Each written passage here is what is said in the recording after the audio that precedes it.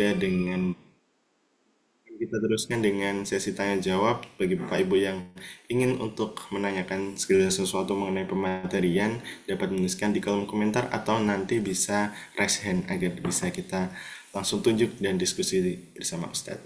Baik, langsung saja untuk agenda pematerian pada pagi hari ini di Madrasah Baitullah ke 80 sekian saya lupa yang akan diaturkan oleh Ustadz Deden Ajar Hediansah MHum mengenai napak tilas kenabian pada saat di Mekah. Kepada Ustadz Deden Ajar Hediansah MHum kami silakan.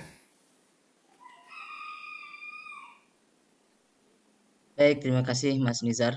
Suara saya terdengar jelas? Alhamdulillah terdengar dengan jelas Ustadz. Baik, Alhamdulillah. Bismillahirrahmanirrahim.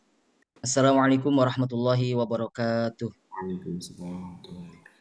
Alhamdulillahilladzi arsala rasulahu bil huda wa dinil haq liyudhhirahu ala dini kullihi wa kafa billahi syahida. Asyhadu an la ilaha illallah wahdahu la syarika lah. Syahadatan arjun najata minal azabil alim wal fawza bin na'imil muqim. Wa asyhadu anna Muhammadan abduhu wa rasuluhu alladzi addal amanah wa ballagha risalah ونصر هذه الأمة وجاهد في سبيل الله حق جهاده حتى أتانا اليقين اللهم صل وسلم وبارك على سيدنا محمد وعلى آله وأصحابه أجمعين ومن تبعهم على الصراط المستقيم أما بعد.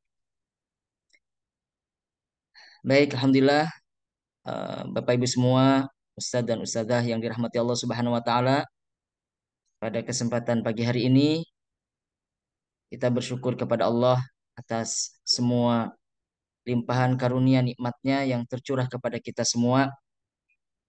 Mudah-mudahan kita semua dimampukan oleh Allah Subhanahu wa taala untuk bersyukur dengan sebenar-benar syukur sehingga Allah Subhanahu wa taala berkenan untuk menambahkan nikmatnya untuk kita semua. Mudah-mudahan Bapak Ibu dalam keadaan sehat semua dan mudah-mudahan kita semua mendapatkan limpahan keberkahan dari Allah Subhanahu wa taala. Baik, pada kesempatan pagi hari ini insya Allah kita akan kembali melanjutkan pembahasan terkait dengan Sirah Nabawiyah. Semoga setiap kali kita membahas tentang kehidupan Rasulullah SAW, semakin menambah rasa cinta kita kepada beliau. Yang mudah-mudahan dengan kecintaan kita kepadanya, kita semakin mudah dan semakin ringan untuk mengamalkan sunnah-sunnah beliau. Dan ketika kita sudah sering dan merasa nyaman mengamalkan sunnah-sunnah beliau, insya Allah sebagaimana yang disabdakan oleh Rasulullah SAW, kelak kita akan bersamanya di surga. Dan itu tentu hal yang sangat kita harap-harapkan. Sehingga kajian yang kita laksanakan dalam rangka mengkaji, membahas tentang kehidupan beliau, tujuan utamanya adalah supaya kita nanti bisa bersama-sama dengan Rasulullah Shallallahu Alaihi Wasallam di surga yang sama berdampingan dengannya, insya Allah. Baik, Bapak Ibu sekalian, pada pagi hari ini kita akan membahas mengenai dakwah Rasulullah Shallallahu Alaihi Wasallam di Mekah, yaitu pada masa-masa awal dari dakwah yang beliau lakukan. Di pertemuan sebelumnya kita sudah membahas terkait dengan turunnya wahyu yang pertama kepada Rasulullah Shallallahu Alaihi Wasallam. Pada wahyu yang pertama itu memang belum ada perintah dari Allah Subhanahu Wa Taala kepada Rasulullah SAW untuk melaksanakan dakwah, karena perintah yang pokok di dalam wahyu yang pertama itu adalah Iqra, ya, bacalah, membaca. Artinya supaya kita menyiapkan diri, ya, me, untuk memenuhi diri kita dengan ruang-ruang pengetahuan, ya, dengan membaca itu. Dan saya sudah menjelaskan pada pertemuan tersebut, membaca tidak sekadar membaca teks tetapi juga membaca konteks, ya. Membaca peristiwa, membaca pengalaman, membaca fenomena selain daripada membaca teks nakal, ya. Sesuatu yang tertulis, yaitu dalam hal ini teks utama adalah Al-Qur'anul Karim. Nah, selain membaca Al-Quran, selain membaca kitabnya para ulama, selain membaca literatur-literatur dari karangan ahli dan pakar, kita juga dituntut untuk membaca peristiwa yang ada di sekitar kita, membaca setiap pengalaman yang kita alami, yang kita lalui. Sehingga semua proses pembacaan itu akan mengantarkan kita kepada pengetahuan yang bijaksana. Ya.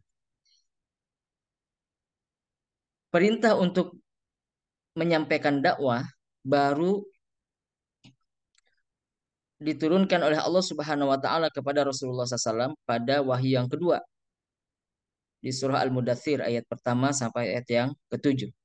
Allah berfirman, "Ya ayyuhal mudathir, qum fa'anzir wa rabbaka fakabbir wa thiyabaka fatahhir wa rujza fahjur wa la tamnun tastakthir wa li rabbika fasbir."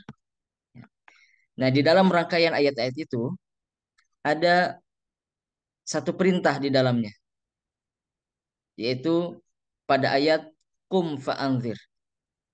Ya, pada ayat yang kedua ya, ya ayyuhal mudathir qum fa'anzir. Bangkitlah dan berilah peringatan.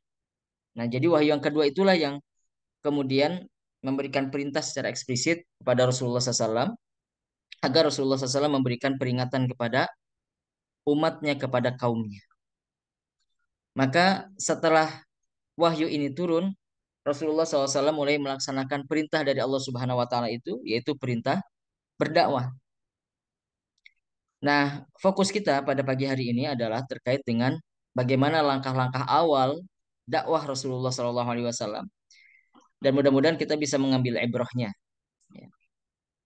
Jadi ketika Rasulullah SAW mendapatkan perintah untuk berdakwah pertama kali itu, maka hal prioritas dan yang diutamakan oleh Rasulullah SAW menjadi langkah pertamanya di dalam berdakwah adalah mendakwahi orang-orang sekitar, mendakwahi orang-orang yang terdekat dengan dirinya.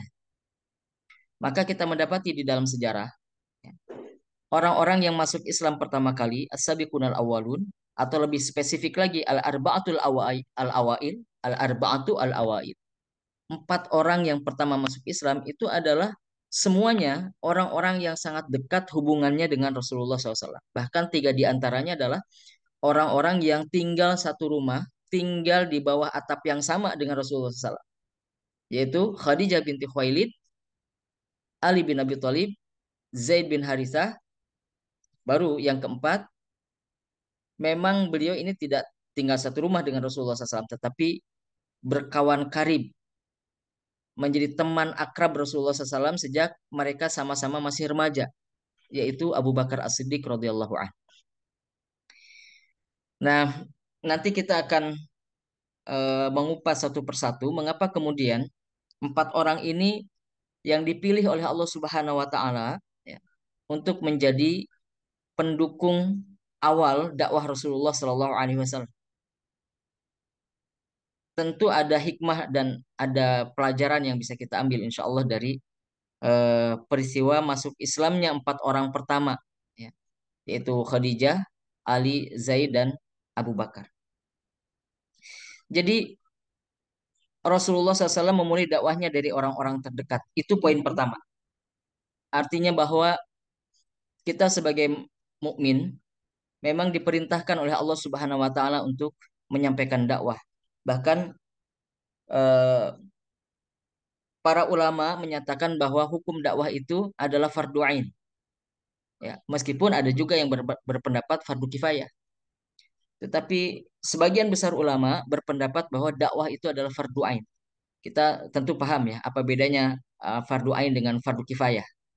Fardu ain itu adalah kewajiban yang melekat pada setiap pribadi muslim. Adapun saya, nah ini preferensi saya pribadi berkaitan dengan perbedaan pendapat ulama tadi itu ya. Bahwa ada ulama yang berpendapat dakwah itu fardu kifayah, ada ulama yang berpendapat dakwah itu fardu ain. Saya pribadi lebih cenderung bersepakat dengan pendapat yang pertama, yaitu yang mengatakan bahwa dakwah adalah fardu ain hukumnya. Kenapa? Karena memang setiap kita diberikan kemampuan untuk bisa berdakwah dan ruang lingkup dakwah itu luas. Nah, itu alasannya. Jadi alasan akliyahnya, alasan rasionalnya kenapa dakwah itu wajib ya. Kalau alasan nakliyahnya, alasan teks yang normatifnya itu sudah banyak disampaikan oleh para ulama dalam Al-Quran maupun dalam hadis ya bahwa dakwah itu wajib. Tetapi secara rasional kita bisa memahami dakwah itu kenapa fardu ain karena ruang lingkup dakwah itu luas. Jadi apapun yang kita lakukan di dalam rangka mengajak orang lain pada kebaikan itu bisa bernilai dakwah ya. Setiap kita saya kira bisa berbicara. Sekedar mengajak ayo sholat gitu aja kan itu sudah dakwah. Ayo sedekah gitu aja sudah dakwah. Siapa yang eh, merasa kesulitan untuk melakukan itu kecuali keengganan dirinya saja kan. Tetapi artinya setiap orang bisa bicara, setiap orang bisa melakukan apapun untuk mengajak orang lain pada kebaikan. Ruang lingkup dakwah itu sangat luas. Bahkan orang yang sekedar ngangkat-ngangkat meja, ngangkat-ngangkat kursi untuk keperluan pelaksanaan acara tablik akbar misalnya gitu.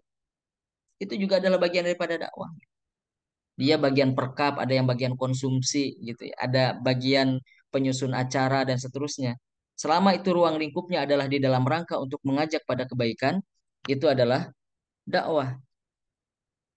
Ruang lingkup dakwah sangat luas dan setiap orang punya kemampuan untuk berdakwah. Ada orang yang kemampuannya menggambar, misalnya. Anak-anak muda suka menggambar, maka dia bisa berdakwah dengan gambar yang dia buat.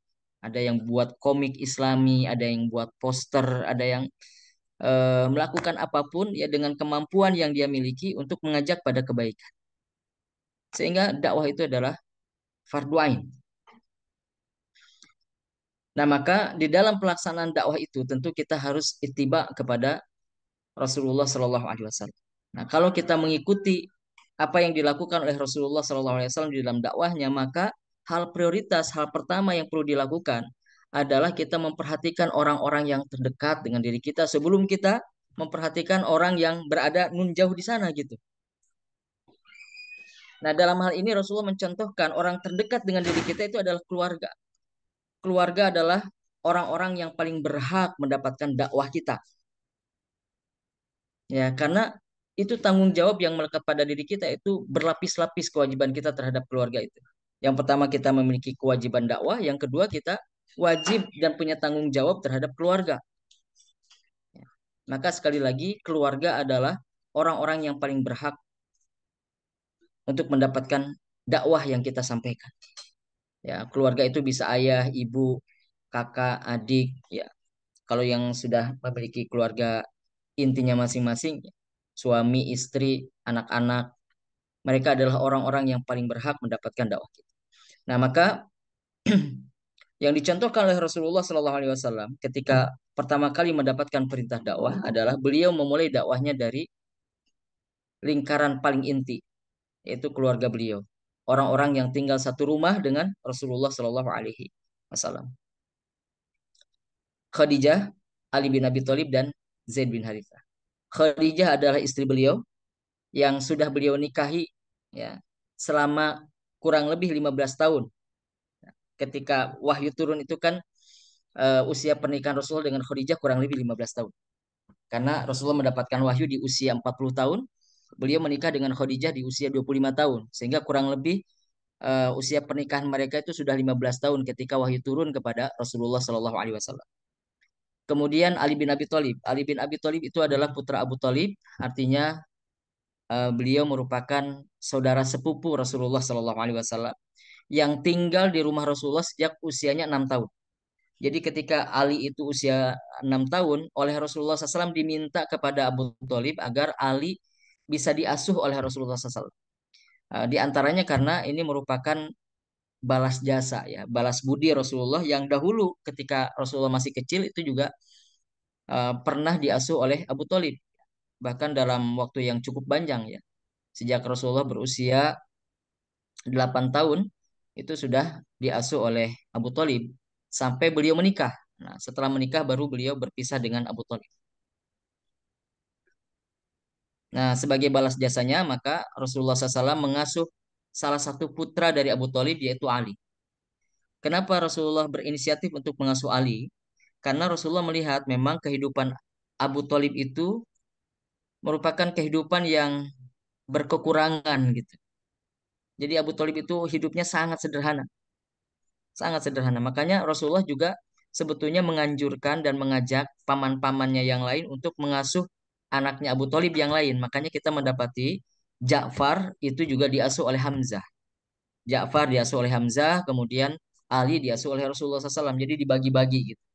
Diasuh dan Ali tinggal di rumah Rasulullah SAW sejak usia 6 tahun. Dan Ali ini masuk Islam pada saat beliau berusia 10 tahun. Nah, jadi Ali ini tinggal di rumah Rasulullah 4 tahun sebelum wahyu pertama turun.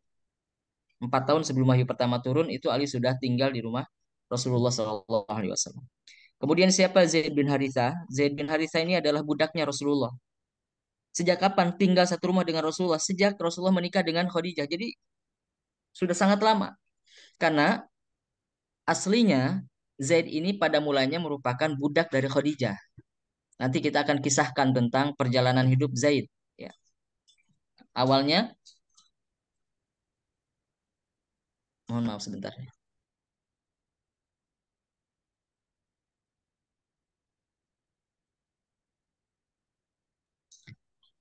Baik, saya lanjutkan.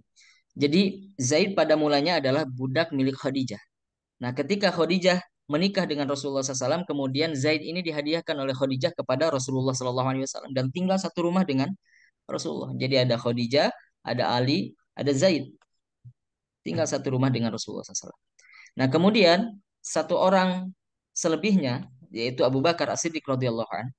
Beliau adalah kawan karib Rasulullah SAW yang sudah menjadi teman akrab Rasulullah sejak mereka berdua sama-sama remaja. Ya.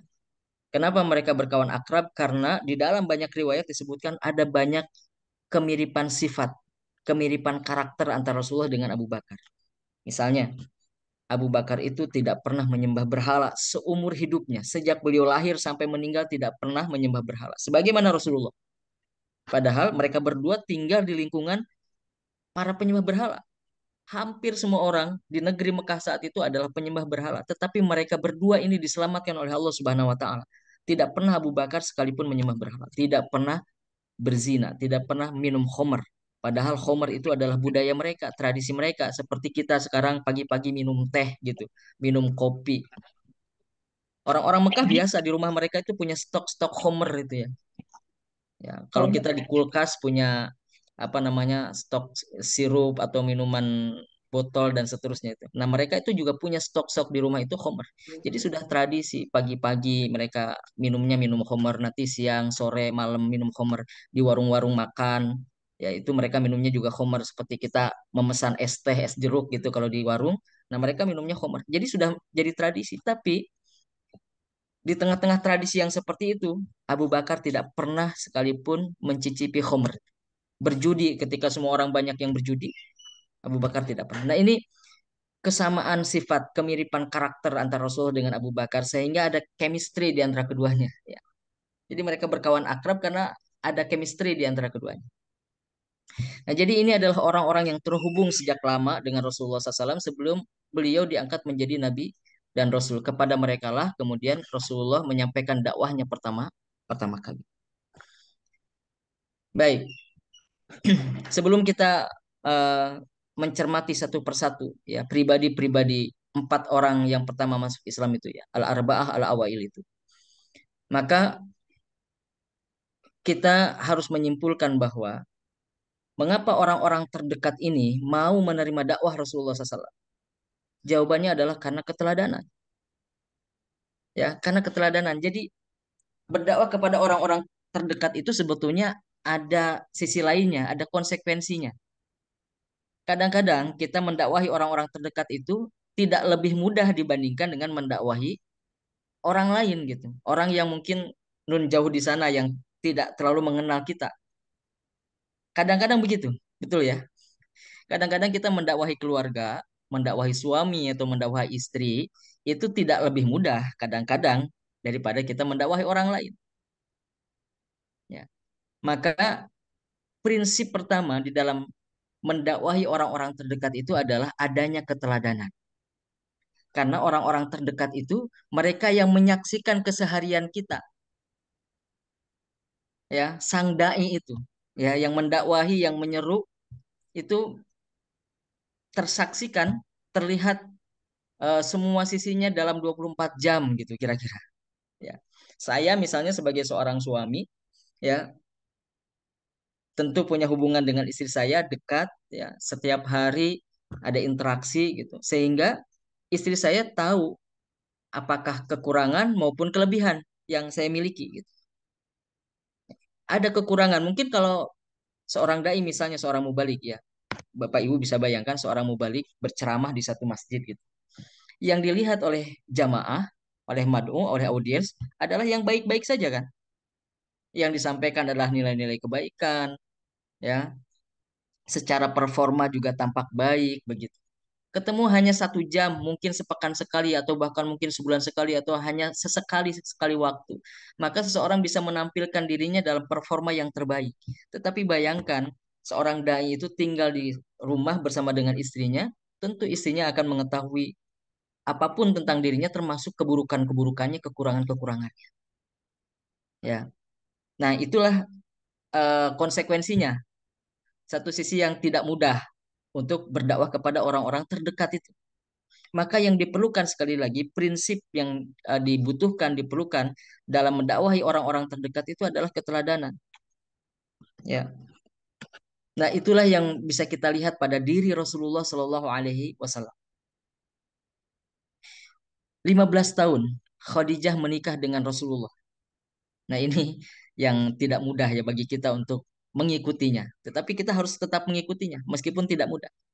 15 tahun Khadijah menikah dengan Rasulullah, tidak pernah Khadijah mendapati satu cacat pun pada diri Rasulullah sebagai seorang suami atau sebagai seorang ayah. Nah, ini kan tidak mudah ya. Kita sebagai pasangan baik sebagai suami maupun sebagai istri bagi ibu-ibu misalnya, bagaimana mungkin kita bisa mempertahankan performa kita terbaik di hadapan pasangan hidup kita tanpa ada kesalahan, tanpa ada kekurangan di hadapan istri kita, di hadapan suami kita misalnya. Mana mungkin, mustahil. Tetapi itu sangat mungkin ada pada diri Rasulullah SAW. Ya. Rasulullah tidak pernah didapati oleh Khadijah cacat pada dirinya, kekurangan pada dirinya. Masya Allah. Ya. Dari mana kita tahu? Kita kemarin sudah membahas tentang peristiwa turunnya wahyu yang pertama. Nah, di situ dikisahkan ya. Saya mungkin juga menyampaikan di pertemuan sebelumnya itu. Ketika Rasulullah SAW bercerita kepada Khadijah, ya, ketika Rasulullah bercerita kepada Khadijah, peristiwa yang baru saja dialaminya, wahai Khadijah, aku tadi di Gua Hiro didekap oleh sesosok makhluk. Dia mendekapku sangat erat sampai aku sulit untuk bernafas. Dia mengatakan kepadaku, Iqra, Iqra, Iqra. Aku menjawabnya, Ma'ana biqari'in, aku tidak bisa membaca. Kan itu cerita Rasulullah kepada Khadijah. Nah, di akhir ceritanya Rasulullah kan mengatakan, aku khawatir, aku tertimpa sesuatu yang buruk. Aku khawatir, aku tertimpa sesuatu yang buruk. Ketika Rasulullah SAW mengatakan itu, langsung dibantah saat itu juga oleh Khadijah. Dengan Khadijah mengatakan, kalla. Khadijah mengatakan, tidak mungkin, wahai suamiku, tidak mungkin kau tertimpa sesuatu yang buruk. Gak percaya Khadijah kalau suaminya itu akan mendapatkan sesuatu yang buruk. Kenapa? Kata Khadijah, engkau adalah orang yang suka membantu orang lain, meringankan beban orang lain, bersikap baik terhadap tetangga, bersikap baik terhadap tamu, dan seterusnya disampaikan kebaikan-kebaikan Rasulullah, dan Khadijah mengatakan maka tidak mungkin Allah menyia-nyiakanmu. Jadi ketika Rasulullah mengkhawatirkan dirinya, justru Khadijah yang mengatakan tidak mungkin sesuatu yang buruk itu tertimpa kepada dirimu. Coba bayangkan kalau itu yang dikatakan oleh kita, misalnya saya sebagai suami kepada istri saya. "Wah, saya khawatir saya tertimpa sesuatu yang buruk. Mungkin istri saya mengatakan, ah kurang istighfar kali Pak. Nah gitu misalnya.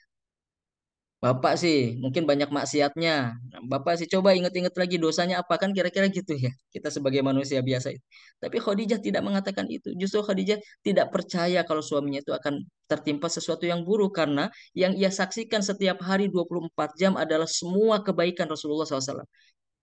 Ya, sebelum diangkat menjadi nabi dan rasul itu. Ya, sehingga ketika nanti Rasulullah menyampaikan dakwah dengan sangat mudah Khadijah untuk menerimanya. Ya, karena track recordnya bersih dalam pandangan Khadijah, di mata Khadijah Rasulullah SAW itu adalah manusia paripurna gitu, yang setiap harinya adalah keteladanan, setiap harinya adalah amal soleh, setiap harinya adalah perbuatan baik. Nah, kan kalau ada dai yang begitu, masyarakat akan mudah untuk menerima dakwahnya. Karena masyarakat melihat kebaikan-kebaikannya, perkataannya sesuai dengan perbuatannya, kira-kira gitu. Nah, tidak hanya Khadijah, ini bukti bahwa Rasulullah itu memberikan teladan sebelum berdakwah. Kalau dalam prinsip fikih dakwahnya adalah al-qudwatu qabla dakwah, keteladanan sebelum dakwah. Nah, itu kan yang disampaikan oleh para ulama terkait dengan fikih dakwah. Ya, keteladanan itu menjadi hal penting ya. Bahkan dalam Terima dek, sini kamu salaman ya? eh, apa peribahasa bahasa Arab dikatakan eh, lisanul hal afsahu min lisanil maqal. Lisanul hal afsahu min lisanil maqal. Bahasa keteladanan itu jauh lebih kuat berkesan pada jiwa daripada bahasa lisan. Ya, bahasa keteladanan itu jauh lebih berpengaruh. Nah, bukti yang kedua dari keteladanan Rasulullah SAW itu di hadapan orang-orang terdekatnya adalah apa yang bisa kita saksikan dari Zaid bin Harithah. Ini peristiwa terjadi sebelum Rasulullah diangkat menjadi Nabi dan Rasul. Ini perlu kita garis bawahi ya. Sebelum beliau diangkat menjadi Nabi dan Rasul. Jadi saya kisahkan terlebih dahulu terkait dengan Zaid bin Harithah. Zaid bin Harithah itu pada mulanya beliau itu sampai akhirnya menjadi budak sebabnya karena beliau ini dirampok. Ya. Jadi kalau zaman dulu Bapak Ibu sekalian perampokan itu mengerikan, lebih mengerikan karena kalau zaman dulu ketika ada terjadi perampokan yang diambil itu tidak sekedar harta benda, ya, tidak sekedar materinya, tetapi juga seorang-orangnya diambil. Ya. Seorang-orangnya diambil, diculik. Biasanya yang menjadi sasaran penculikan itu perempuan dan anak-anak, ya, karena mereka dianggap sosok-sosok yang paling lemah dari dalam keluarga itu ya. Perempuan, anak-anak yang diambil. Kenapa? Karena manusia saat itu berharga untuk diperjualbelikan kan, karena masih ada perbudakan. Sehingga eh, mereka juga menjadi sasaran perampokan. Nah, Zaid itu adalah salah satu orang yang eh, mengalami penculikan yang dilakukan oleh para perampok. Diambil dari rumahnya, dibawa oleh para perampok, kemudian dijual di pasar Ukaz di Mekah. Nah, kemudian Zaid ini dibeli oleh keponakan Khadijah. Zaid ini dibeli oleh keponakan Khadijah dari pasar Ukaz. Nah, setelah itu, pada satu kesempatan, Zaid ini kemudian dihadiahkan oleh keponakan Khadijah kepada Khadijah, kepada bibinya itu. Kepada Khadijah dihadiahkan. Jadi Zaid sekarang miliknya Khadijah, menjadi budaknya Khadijah. Nah, ketika Rasulullah SAW menikah dengan Khadijah, oleh Khadijah Zaid ini dihadiahkan kepada Rasulullah sehingga menjadi budak milik Rasulullah SAW. Nah, itu pada awal mulanya bagaimana akhirnya Zaid bertemu dengan Rasulullah ya. Jadi dia dirampok, dijual di pasar, lalu dibeli oleh keponakannya Khadijah, dihadiahkan kepada Khadijah, oleh Khadijah dihadiahkan kepada Rasulullah. Nah, begitu singkatnya. Tapi pada satu ketika tetangganya Zaid menyampaikan kepada ayahnya Zaid, namanya Harithah ya, ayahnya Zaid namanya Harithah. Tetangganya itu melihat Zaid berada di Mekah. Ya memang saat itu karena Zaid mengabdi menjadi budaknya Rasulullah SAW. Rupanya ada tetangganya Zaid itu yang melihat Zaid berada di Mekah kemudian dilaporkan kepada ayahnya Zaid, kepada Harithah. Ya, oleh karena itu kemudian Harithah berusaha untuk mencari Zaid untuk menebusnya. Ya, ditemani oleh saudaranya, artinya pamannya Zaid. Jadi mereka berdua datang dari kampung halamannya menuju ke Mekah ya untuk mencari Zaid. Setelah mendapatkan informasi, kemudian Harithah ini menuju ke rumah Rasulullah SAW karena dari informasi yang dia dapatkan dari orang-orang Mekah, Zaid itu berada di rumah Rasulullah SAW. Sekali lagi yang perlu kita garis bawahi, saat itu Rasulullah belum diangkat menjadi Nabi dan Rasul. Maka bertemulah ayah Zaid dengan Rasulullah. Nah, pada saat itu Harithah mengatakan kepada Rasulullah, wahai Muhammad, ya, dipuji-puji dulu Rasulullah. Engkau adalah eh, keturunan dari para pembesar, engkau adalah manusia mulia, engkau adalah orang terpandang, engkau adalah orang yang baik dan seterusnya dipuji-puji. Ya. Kedatangan saya di sini adalah untuk membawa pulang anak saya. Saya Harithah, saya adalah ayah dari Zaid. Ya, Zaid bin Harithah. Nah, kami mengetahui Zaid berada bersama Anda, ya, maka kami berharap Anda tidak meninggikan harganya, gitu. Jadi karena itu harus ditebus ya. Maka ini terjadi tawar-menawar kira-kira begitu. Lalu kemudian Harithah mengatakan meskipun saya juga tidak akan menebus anak saya dengan harga yang murah. Nah gitu.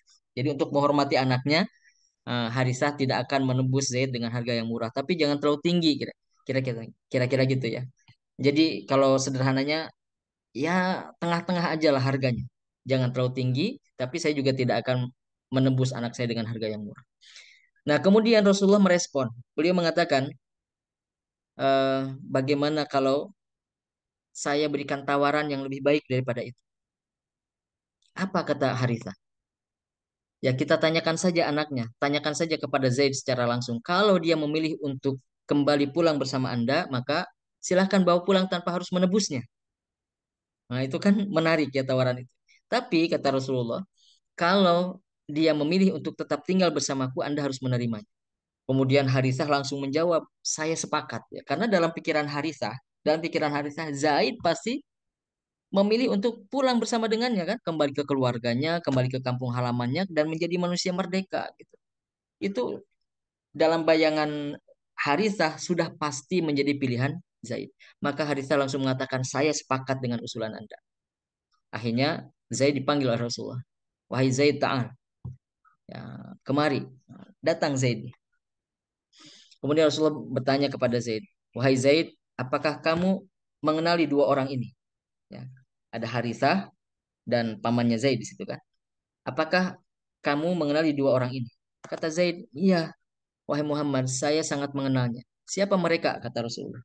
Ya, untuk memastikan tentu saja. Kata Zaid, ini ayah saya, ini paman saya. Oh, berarti benar. Ya, ini pamannya, ini ayah. Kata Rasulullah, adapun saya, kata Rasulullah kepada Zaid, adapun saya, kamu sudah mengenalnya selama ini. Ya, kamu sudah mengenalnya selama ini. Nah, sekarang saya berikan pilihan kepadamu, hai Zaid, kata Rasulullah. Apakah kamu akan pulang bersama ayahmu, bersama pamanmu ke kampung halaman, atau kamu akan tetap tinggal di sini bersama? Saat itu juga, tanpa berpikir panjang, tanpa mempertimbangkan lama-lama, langsung Zaid memberikan jawaban. Tapi jawabannya tidak terduga. Kata Zaid, aku akan tetap tinggal bersamamu di sini. Terkejut ayah Zaid. Sangat terkejut. Dia marah kepada Zaid. Dia mengatakan, wahai Zaid, celaka kamu. Engkau lebih memilih orang asing daripada keluargamu sendiri. Engkau lebih memilih untuk tinggal di negeri yang asing daripada pulang ke kampung halamanmu sendiri. Dan engkau lebih memilih untuk menjadi seorang budak daripada menjadi manusia merdeka. Ya kan kalau tetap tinggal bersama dengan Rasulullah berarti masih menjadi budak. Kalau pulang berarti sudah dimerdekakan artinya oleh Rasulullah SAW. Tidak masuk di akal, tidak habis pikir eh, ayahnya Zaid itu. Bagaimana Zaid memilih tetap tinggal bersama dengan Rasulullah SAW dengan konsekuensi dia tetap menjadi seorang budak dan dia jauh dari keluarganya gitu. Apa jawaban Zaid kepada ayahnya? Wahai ayah, saya memohon maaf kepadamu, kata Zaid. Saya melihat sesuatu pada diri orang ini. Zaid menunjuk Rasulullah SAW. Saya melihat sesuatu yang ada pada diri orang ini yang membuat saya tidak bisa memilih selain daripada dia, katanya. Coba bayangkan. Ya, Zaid ini. Rasulullah belum diangkat menjadi Nabi dan Rasul. Tapi Zaid mengatakan, saya melihat pada diri orang ini ada sesuatu yang membuat saya tidak bisa memilih selain daripada dia. Karena selama Zaid uh, menjadi budak Rasulullah SAW tidak pernah dia diperlakukan buruk oleh Rasulullah. Bahkan yang terasakan oleh Zaid adalah kebaikan, kebaikan demi kebaikan, terus kebaikan demi kebaikan yang dirasakan oleh Zaid. Maka kata Zaid, ada sesuatu pada diri orang ini yang membuat saya tidak bisa memilih selain daripada dia. Nah ini kan membuktikan sekali lagi bahwa sebelum diangkat menjadi Nabi dan Rasul pun yang dirasakan oleh orang-orang di sekitar Rasulullah SAW itu adalah kebaikan-kebaikan gitu. Sehingga nanti ketika Rasulullah mulai menyampaikan dakwah Islam, maka orang-orang terdekat ini yang merasakan kebaikan dari Rasulullah, yang melihat keteladanan pada diri Rasulullah SAW, tidak sulit untuk menerima dakwah Rasulullah. Gitu. Ya. Jadi sekali lagi poinnya adalah mendakwahi orang-orang terdekat itu adalah perlu keteladanan. Perlu keteladanan. Nah, baik, Bapak Ibu sekalian dirahmati Allah Subhanahu wa taala. Di sisi lain, 4 orang yang dipilih oleh Allah Subhanahu wa taala itu yang menerima dakwah pertama kali tentu tidak dipilih secara acak, tidak dipilih secara sembarangan oleh Allah Subhanahu wa taala, tapi ada maksud-maksudnya, ada tujuan-tujuannya.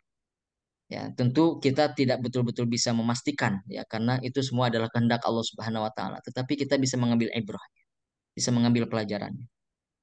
Jadi kalau kita lihat ya dari 4 orang yang pertama masuk Islam itu memenuhi unsur-unsur tertentu, memenuhi komponen-komponen tertentu yang dibutuhkan oleh dakwah Rasulullah SAW saat itu karena mereka menjadi penopang dakwah Rasulullah, pilar-pilar dakwah Rasulullah di awal-awal dakwah beliau.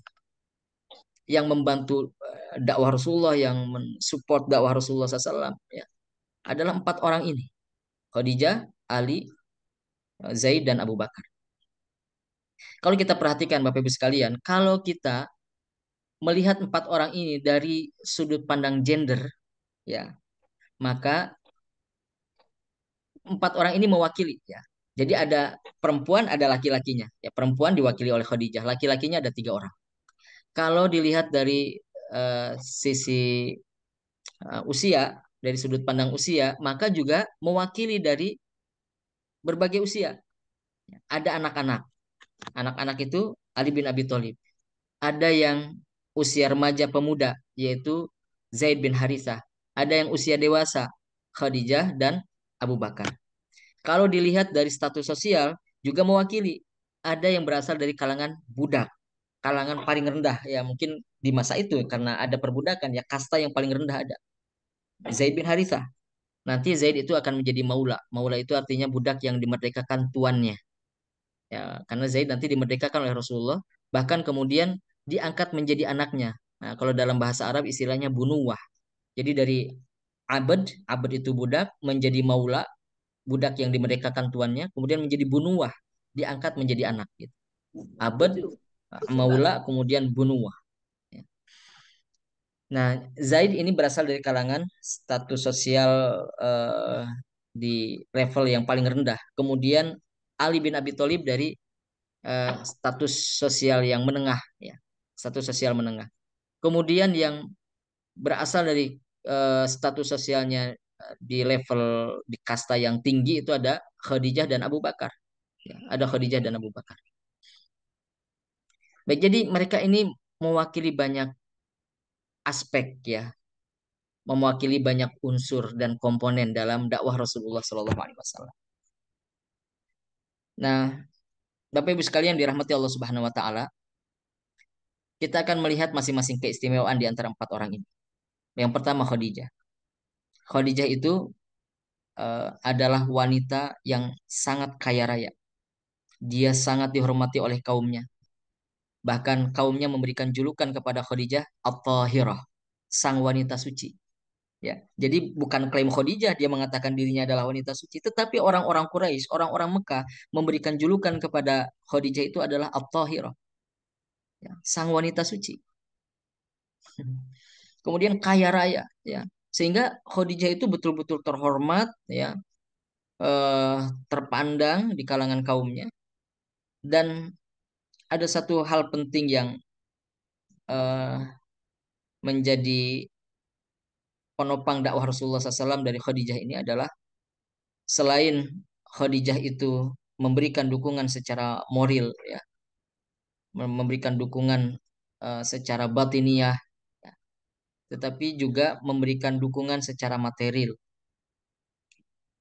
Jadi Rasulullah SAW itu fokus berdakwah, sedangkan urusan biaya dakwah, urusan finansial itu sepenuhnya disupport oleh Khadijah. Meskipun Rasulullah juga tetap ada usaha, ya, ada bisnis, ada usaha gitu. Nanti Rasulullah betul-betul apa namanya betul-betul tidak lagi berbisnis, tidak lagi berusaha apa namanya secara finansial itu nanti setelah hijrah ke Madinah. Setelah hijrah ke Madinah karena nanti Rasulullah di situ mendapatkan bagian dari ghanimah kan. Dan Rasulullah betul-betul fokus mengurusi umat, mengurusi negara pada waktu itu. Tetapi di fase Mekah, Rasul tetap ada usaha, ada bisnis. Tetapi yang paling pokok, yang menjadi dukungan finansial untuk dakwah Rasulullah SAW itu berasal dari Khadijah. Berasal dari Khadijah. Sampai nanti Khadijah itu hartanya habis. Pada saat keluarga Bani Hashim, keluarga besar Rasulullah SAW itu diboykot selama 3 tahun itu ya. Habis, makanya kita mendapati Rasulullah SAW itu tidak mewarisi hartanya Khadijah, ya kan? Tidak ada tuh dalam kitab-kitab sirah bagaimana Rasulullah mewarisi harta Khadijah. Padahal riwayat-riwayat mengatakan bahwa harta Khadijah itu sangat banyak. Bahkan jika dibandingkan dengan harta yang dimiliki oleh para pedagang Quraisy pada waktu itu, harta Khadijah lebih banyak daripada mereka. Tapi Rasulullah tidak mewarisi itu. Kenapa? Karena harta Khadijah itu habis ketika Bani Hashim diboykot selama 3 tahun oleh Quraisy. Ya, karena mereka tidak bisa berjual beli dengan siapapun, tidak bisa berdagang, kan? Bani Hashim itu semuanya sampai mereka menyingkir ke Syaib karena kelaparan itu ya. Siapa yang membiayai mereka semua itu? Yang jumlahnya banyak itu dalam 3 tahun setiap hari, ya, kebutuhannya itu dicukupi oleh Khadijah. Bayangkan sampai habis hartanya. Jadi harta Khadijah itu adalah harta yang digunakan fisabilillah. Di masa-masa awal dakwah, Khadijah yang mensupport Rasulullah secara finansial. Ya, baik. Nah, jadi dukungan Khadijah sekali lagi dukungan yang moral maupun material ya. Eh, semua sisinya mendapatkan dukungan dari Khadijah. Dan tentu kalau secara moral saya kira kita bisa bicara banyak hal tentang dukungan Khadijah ini. Jadi misalnya kalau ketika Rasulullah SAW mendapatkan intimidasi, mendapatkan ancaman, yang merasakan kan tidak hanya Rasulullah, tetapi juga Khadijah. Karena satu paket Rasulullah dengan Khadijah itu kan satu paket, suami istri.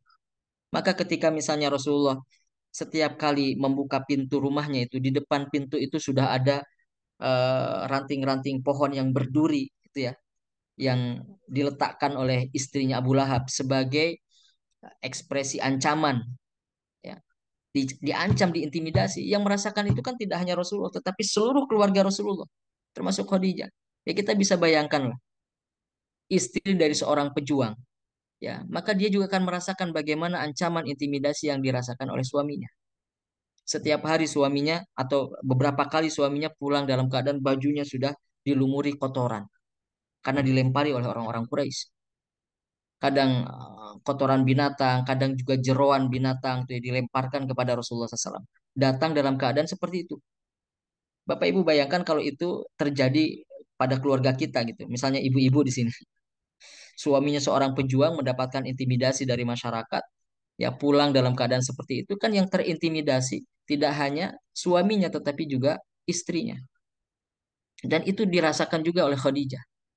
Khadijah merasakan betul bagaimana beratnya awal-awal perjuangan Rasulullah Shallallahu Alaihi Wasallam. Dan dalam banyak riwayat dikatakan Khadijah seringkali menguatkan Rasulullah ketika Rasulullah merasa berat, ya, merasa bebannya luar biasa beratnya. Khadijah memberikan dukungan, memberikan nasihat-nasihat, memberikan motivasi kepada Rasulullah. Ya, Khadijah memang disiapkan oleh Allah Subhanahu Wa Taala untuk menjadi pendamping Rasulullah SAW sejak dari awal. Dan kita mendapati beberapa tanda-tandanya. Mungkin itu akan terbahas kalau kita membahas terkait dengan pernikahan Rasulullah dengan Khadijah ya. Itu akan terbahas. Bagaimana sebetulnya Khadijah itu sudah disiapkan sejak awal. Ya karena Khadijah adalah salah seorang perempuan yang mengetahui kenabian yang terakhir. Informasi ya, informasi kenabian yang terakhir itu sudah dimiliki oleh Khadijah sebelum Khadijah menikah dengan Rasulullah. Dan kalau saya membaca beberapa literatur itu ya beberapa buku itu ada indikasi ya ada indikasi kenapa kemudian Khadijah memilih untuk menikah dengan Rasulullah gitu karena kan yang pertama kali menyampaikan perasaannya itu kan Khadijah kepada Rasulullah. Kenapa gitu Khadijah memilih Rasulullah dari sekian banyak laki-laki yang ada di Mekah. Rasulullah ini juga usianya jauh di bawah Khadijah kan. Rasulullah usianya jauh di bawah Khadijah. Selain daripada kemuliaan yang terlihat pada diri Rasulullah SAW, Khadijah melihat memang Muhammad ini memiliki tanda-tanda kenabian. Ada ada kesan begitu, ada indikasi begitu. Dan ini sangat kuat indikasinya, ya. Karena cerita dari Maisarah ya, ketika Rasulullah berdagang bersama Maisarah saat Rasulullah masih bekerja kepada Khadijah, kita ingat kisahnya itu ya. Jadi Khadijah, mohon maaf, Rasulullah pernah bekerja kepada Khadijah membawa ekspedisi dagang ke negeri Syam bersama Maisarah. Nah, di Syam itu Maisarah diberitahu oleh seorang pendeta di sana namanya pendeta Nestor bahwa orang yang bersamanya yang bernama Muhammad itu adalah seorang nabi. Nah, itulah yang kemudian diceritakan oleh Maisarah kepada Khadijah bahwa di negeri Syam sana ada seorang pendeta yang mengatakan bahwa Muhammad itu adalah seorang nabi. Nah, Khadijah sudah tahu itu. Jadi sebelum menikah dengan Rasulullah, Khadijah sudah mendapatkan informasi itu. Ya, maka tampaknya Khadijah sudah mempersiapkan dirinya untuk mendampingi perjuangan seorang nabi. Baik. Bahkan ketika Rasulullah dihadapkan kepada Warokoh ya, Warokoh bin Naufal, saudara sepupunya Khadijah, kan Warokoh mengatakan, engkau nanti akan dimusuhi, bahkan engkau akan terusir dari kampung halaman. Kaummu nanti akan mengusirmu. Khadijah juga tahu itu, bahwa Rasulullah nanti akan dimusuhi, bahwa Rasulullah nanti akan diusir. Khadijah tahu. Dan bagaimana Khadijah menyiapkan mentalnya untuk terus mendukung, menopang dakwah Rasulullah Shallallahu Alaihi Wasallam. Baik. Itu orang pertama dari Al-Arba'ah Al-Awail, 4 orang yang masuk Islam pertama. Kemudian yang kedua adalah Zaid bin Harithah. Zaid bin Harithah ini mewakili unsur kekuatan, energi, ya, kelincahan dan seterusnya. Karena dia seorang pemuda. Seorang pemuda salah satu karakter utamanya itu adalah kekuatan fisiknya. Maka umat Islam itu seringkali terlupa, Bapak Ibu sekalian. Kita hanya mengenal panglima Islam itu yang sangat populer itu adalah Khalid bin Walid, betul ya? Yang tidak pernah terkalahkan di setiap pertempurannya. Khalid bin Walid selalu ketika disebut panglima Islam itu yang terngiang-ngiang itu, yang langsung muncul dalam ingatan kita itu adalah Khalid bin Walid. Padahal Khalid bin Walid itu masuk Islamnya belakangan, ya. Dan karir pertamanya sebagai panglima perang itu pada perang Mu'tah, ya. Bahkan di perang Uhud, Khalid masih jadi musuhnya umat Islam kan di perang Uhud. Yang memporak-porandakan pasukan umat Islam adalah Khalid bin Walid. Di perang Badar, ya tentu apalagi perang Badar sebelum terjadi perang Uhud, ya. Perang Badar, perang Uhud, perang Khandaq dan seterusnya. Khalid bin Walid belum masuk Islam. Tetapi siapa sebetulnya yang pertama-tama yang selalu dipilih oleh Rasulullah SAW untuk menjadi panglima perang pada pertempuran Sariyah?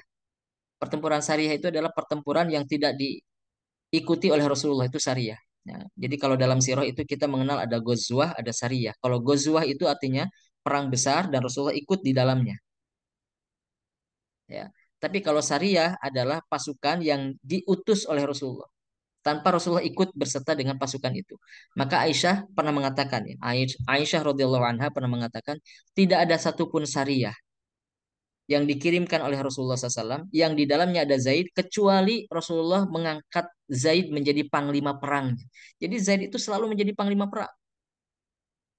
Tapi nanti pada perang Mu'tah, ya, saat menghadapi Romawi, Zaid ini terbunuh kan sebagai panglima perang dan terbunuhnya juga sebagai panglima perang. Maka baru kemudian digantikan oleh Ja'far bin Abi Thalib, digantikan oleh Abdullah bin Rawahah, kan dalam perang Mu'tah itu 3 panglima sekaligus itu ya yang ditunjuk oleh Rasulullah dan terbunuh semua.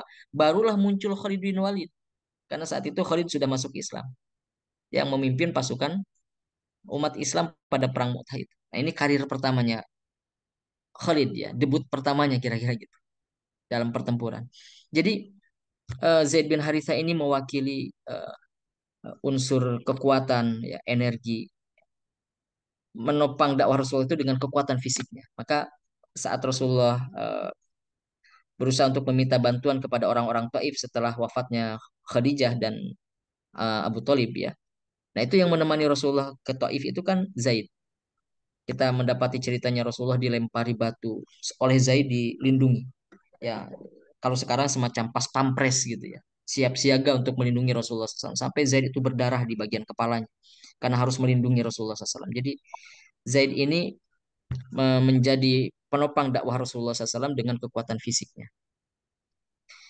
Kemudian Ali. Nah, Ali tidak banyak dikisahkan sebetulnya di masa-masa awal dakwah Rasulullah SAW itu karena memang usianya masih kecil.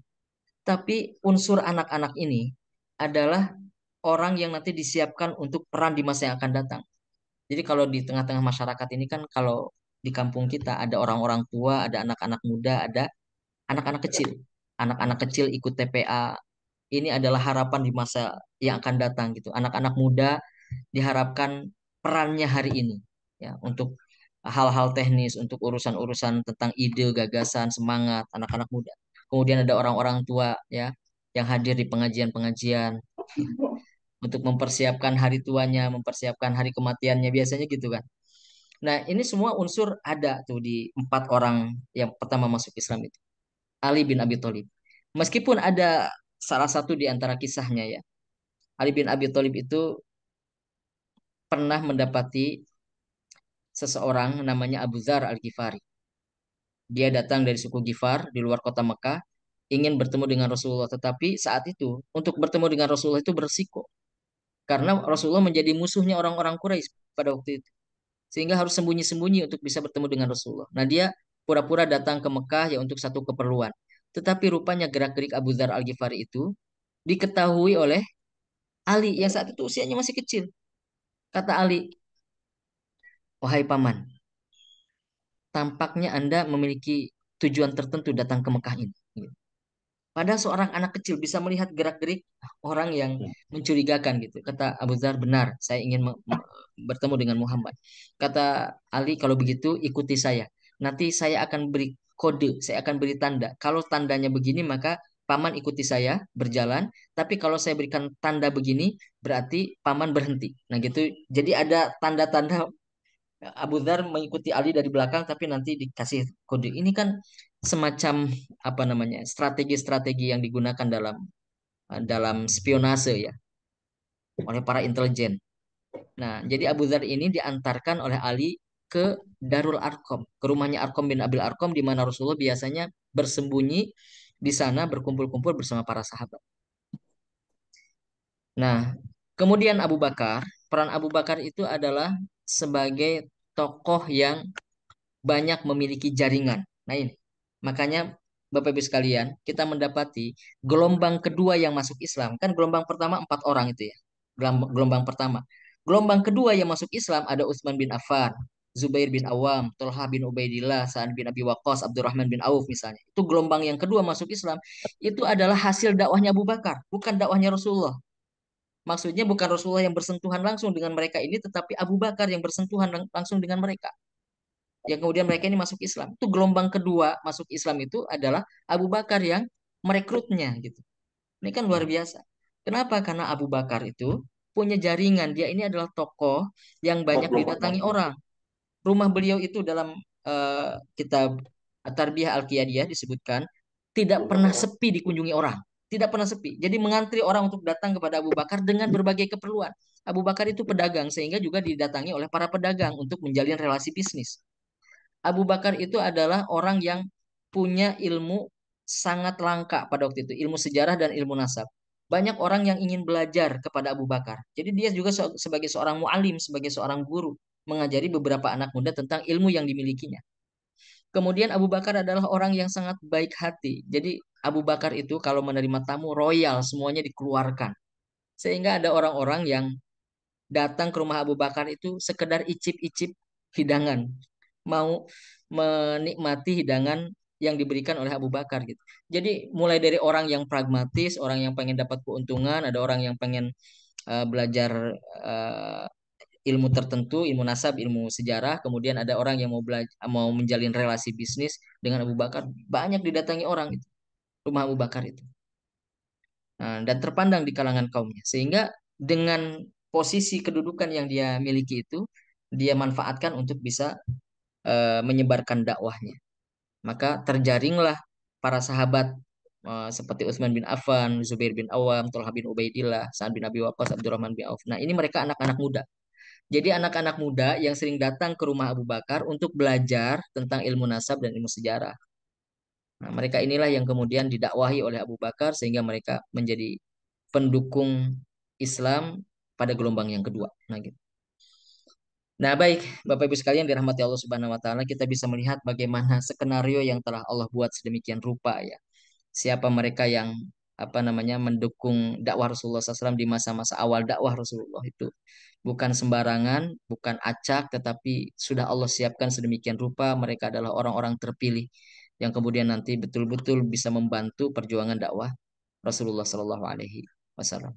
Baik, demikian saya kira sampai situ dulu apa yang bisa kita bahas. Insya Allah kita akan lanjutkan di pertemuan-pertemuan berikutnya. Terima kasih, saya cukupkan. Assalamualaikum warahmatullahi wabarakatuh. Waalaikumsalam warahmatullahi wabarakatuh. Baik, kami ucapkan jazakumullah khair kepada Ustadz Deden Anjar Hediansa MHum yang telah memberikan materi yang sangat luar biasa pada pagi hari ini mengenai dakwah Nabi di Mekah awal misi kenabian. Dari beliau tadi kita dapat mengetahui bahwa orang-orang awal yang mendukung dakwah Rasulullah yaitu dari keluarga terdekat ya, terutama di eh, yang satu rumah dengan beliau. Dan sebelum itu kita lanjutkan, sebelum sesi tanya jawab maksud saya, kita lanjutkan untuk informasi dulu Bapak Ibu.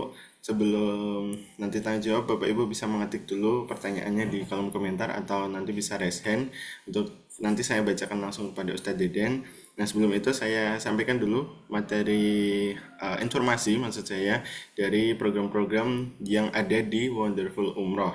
Yang pertama ada program umroh di Wonderful Umroh. Kami bisa memulai umroh di harga 25 jutaan di bulan Februari sampai bulan Syawal di 2025. Ada umroh hemat sekitar 25 jutaan, umroh Ramadan besok di 2025, kemudian spesial umroh bersama Pak Cah di 2000 di bulan Syawal 2025. Kemudian juga Wonderful Umroh menyediakan program haji, haji khusus daftarnya sekarang berangkatnya 7 sampai 8 tahun lagi. Kemudian ada juga haji furoda. Haji furoda daftarnya sekarang berangkatnya insya Allah tahun depan bersama dengan Ustadz Cahyadi Takaryawan. Dan juga menyediakan badal haji dan umroh, menyediakan dana talangan proses haji dan umroh dengan program umroh dulu bayarnya kemudian. Juga Wonderful Umroh membuka kemitraan yang di sini kita membagi keuntungan yaitu bagi hasil profit, pembinaan, marketing tools gratis, serta ada kesempatan untuk bisa berangkat umroh dan haji gratis. Mari wujudkan niat kita ke tanah suci, ke Baitullah. Bagi Bapak Ibu langsung saja bisa menghubungi nomor admin yang ada di grup atau di sini bisa menghubungi Mas Aji Syukron ya, yang nama akun Zoom-nya Mas Aji itu menjadi admin di Wonderful Umroh. Nah, mari Bapak Ibu bisa bergabung dengan Wonderful Umroh karena bersama dengan Wonderful Umroh semua bisa ke tanah suci. Nah, demikian tadi adalah program-program yang ada di Wonderful Umroh, program haji dan umroh. Bagi Bapak Ibu yang berminat langsung saja untuk bisa menghubungi nomor admin. Kita lanjutkan untuk sesi tanya jawab bersama dengan Ustadz Deden Anjar Hediansah MHum. Bagi Bapak Ibu yang ingin untuk bisa bertanya, dapat raise hand atau menuliskannya di kolom komentar. Kami persilahkan Bapak Ibu. Baik, kami tunggu. Sembari menunggu itu juga sudah ada nomor admin yang ditunjukkan di kolom komentar. Bagi Bapak Ibu langsung bisa menghubungi juga nomor admin apabila langsung terlintas berniat untuk umroh di tahun ini di bulan Februari atau di bulan Syawal nanti bersama dengan Pak Cah, atau pengen program haji nanti bisa langsung mendaftar di nomor admin di Haji Froda atau haji khusus nanti di tahun depan apabila bisa berangkat nanti bersama insya Allah dengan Ustadz Jayadi Takaryawan. Apakah ada pertanyaan Bapak Ibu?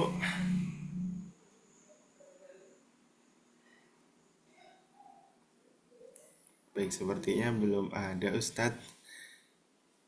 Kita tunggu terlebih dahulu.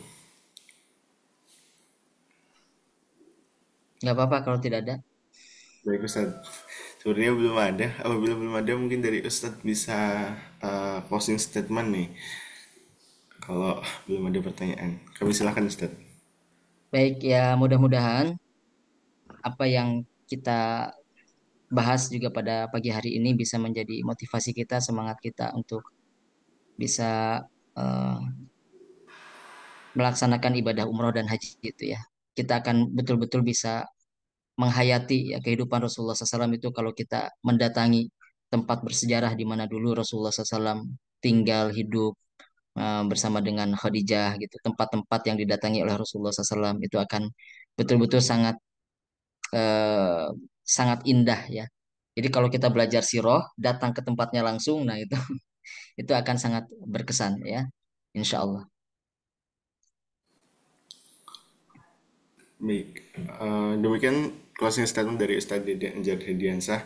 Maka dari itu Bapak Ibu, apabila tadi sudah mendengar cerita-cerita yang sangat luar biasa, kisah-kisah yang sangat luar biasa yang telah disampaikan oleh Ustadz Deden, kita mungkin belum terbayangkan realnya seperti apa ya. Nah maka dari itu kita niatkan Bapak Ibu setelah kajian ini, bahkan di detik ini untuk bisa berangkat umroh dan juga haji dan bisa melihat langsung nampak jelas dari eh, proses dakwah Rasulullah di Mekah dan juga Madinah ataupun di tempat-tempat di Jazirah Arab sana.